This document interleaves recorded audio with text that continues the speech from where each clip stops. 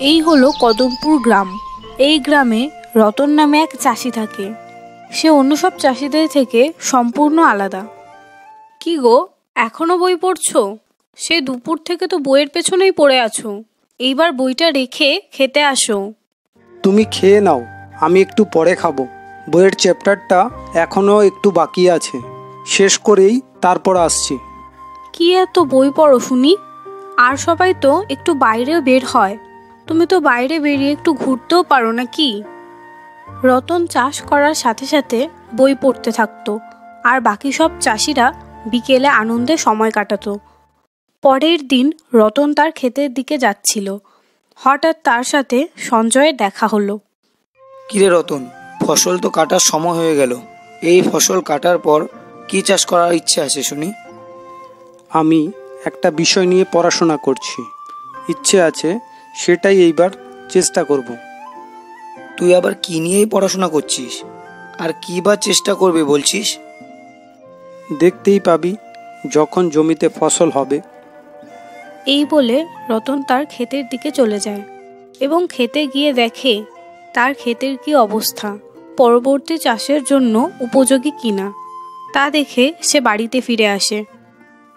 গিন্নি, আমি ভাবছি এইবার শীতের সবজি চাষ করব, দেখি কতটা কি ফল পাই।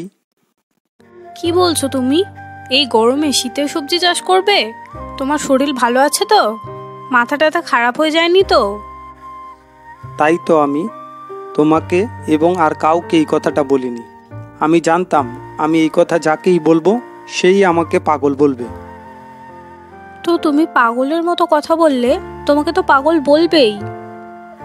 আরে শোনো, আমি কি বলছি সেটা মন দিয়ে শোনো। আমাদের 6 বিঘে জমি আছে। সেই 6 বিঘে জমির মধ্যে 5 বিঘেতে আমরা যা চাষ করি তাই করব, আর 1 বিঘে জমিতে আমি শীতের সবজি চাষ করব। তুমি যে শীতের সবজি চাষ করবে, তা কি করে করবে শুনি? আমি যে রোজ বই পড়তাম, আমি এই বিষয়টা নিয়েই পড়াশোনা করতাম। এই বছর চাষ করেই দেখি কি হয়। ও, তুমি এই বিষয়টা নিয়েই বই পড়তে? তাহলে তুমি চাষ করেই দেখো। যদি সবজি হয় তাহলে অনেক দাম পাওয়া যাবে।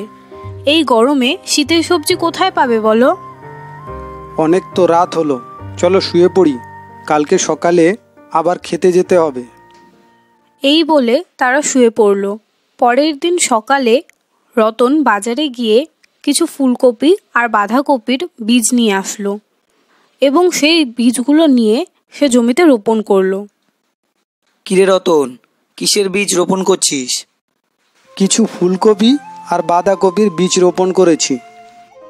এই গরমে ফুলকপি আর বাঁধাকপি? পাগল হয়ে গেছিস তুই? দেখবি যখন আমি বাজারে ফুলকপি আর বাঁধাকপি নিয়ে যাব, তারপর দেখবি এই বছর আমি কত টাকা কাজ করি। এইবার মনে হয় তোকে একটা ভালো ডাক্তার দেখাতেই হবে। আমি এখন বাড়ি যাই, তোর ফুলকপি হলে আমাকে জানাস। এই বলে সঞ্জয় তাকে উল্টোপাল্টা কথা শুনিয়ে কিছু না শুনেই চলে গেল। রতনও তার কাজ শেষ করে বাড়ি যেতে লাগলো।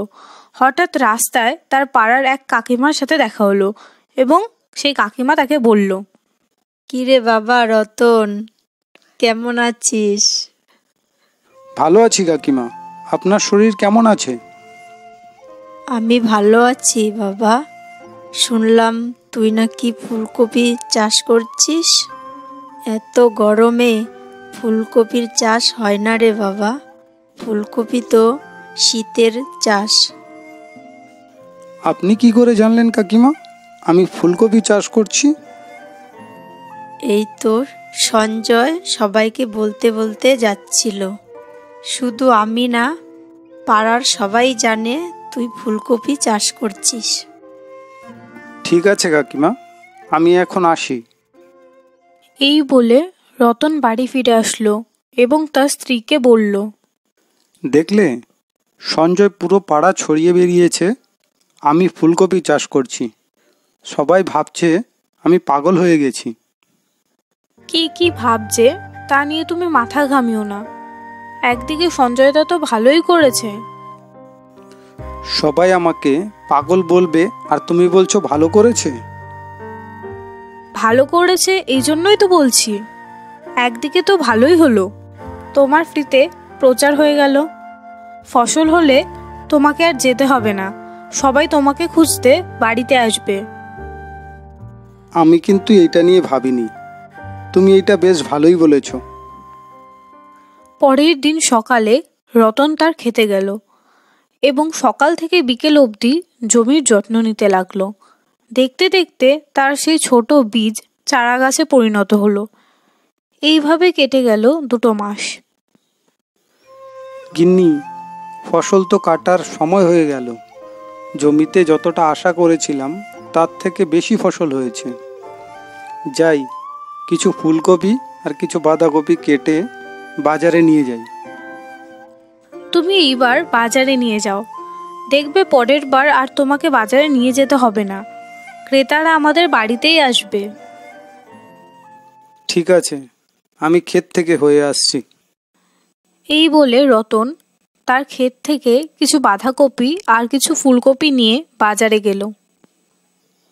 আসুন আসুন, এই গরমে শীতের সবজি নিয়ে যান, তাজা তাজা শীতের সবজি নিয়ে যান, আসুন আসুন। এই শুনে কিছু লোক তার কাছে গেল। আরে দাদা, এই গরমে ফুলকপি আর বাঁধাকপি, এটা তো একটা অদ্ভুত ব্যাপার। কোনো অদ্ভুত ব্যাপার না দাদা, এই গরমে আপনি শীতের সবজি পাচ্ছেন আমার কাছে, শীতের সময় গরমের সবজি পাবেন। তো দাদা, ফুলকপি কত করে বিক্রি করছেন? ফুলকপি 1 পিস 50 টাকা আর বাঁধাকপি 40 টাকা কিলো। ঝিঙে পটল খেয়ে খেয়ে মুখে চড় পড়ে গেছে। দিন দাদা, আমাকে 2টো ফুলকপি দিন। এইভাবেই কিছুক্ষণের মধ্যে রতনের সব সবজি বিক্রি হয়ে গেল এবং রতন খুশি হয়ে বাড়ির পথে রওনা দিল। রাস্তায় তার সাথে সঞ্জয়ের দেখা হলো। আরে রতন, ঝুড়ি মাথায় কোথা থেকে আসছিস? বাজার থেকে বাঁধাকপি ফুলকপি বিক্রি করে বাড়ি ফিরছি। তোর খেতে সত্যিই কি ফুলকপি হয়েছে?